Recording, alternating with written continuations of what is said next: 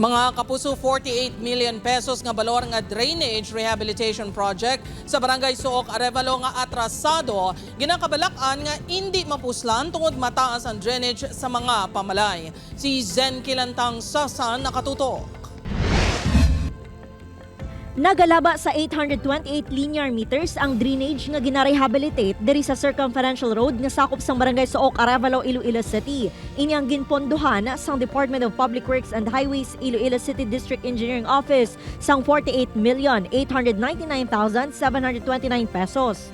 Base sa project profile sa DPWH website, ginumpisahan ini sang June 11, 2024 sang AD Pendon Construction and Supply Incorporated. Natala na kuntani ini nga matapos sang February 14, 2025. Gin-extend pa ini sang Mayo, tubtob Hunyo, apang hasta subong wala sa gihapon makompleto. Gintinguhan sa news team nga makuhaan sang paathag ang DPWH ICDEO apang tungod sa gag order sang ahensya, wala sang pwede magpa-interview. Ang kontraktor wala man nagasabat sa among tawag. Magluwas nga delayed, hindi man makitaan sang pila ka pumuluyo ang pagkapamuslanon sang proyekto sa ila problema sa baha. Ang drainage ang nahamtang sa mas mataas nga porsyon sang sa ginatindugan sang ila mga balay. Ginakangawaan pagani nila kung mag-awas ang tubig sa drainage. Magbuta na yung mawas ng gyapon eh.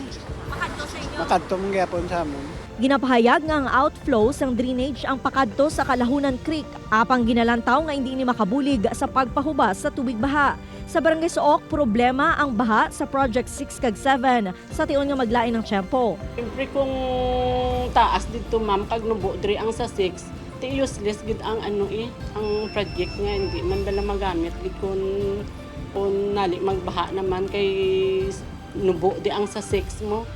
Panugyan naman sang DPWH ICDEO sa nagakahangawa nga mga pumuluyo, magpadala lang sang sulat sa ahensya para masabat nila sang formal. Upoy kay Cirilo Randuque, Zen Kilantang Sasa, Buwan Western Visayas.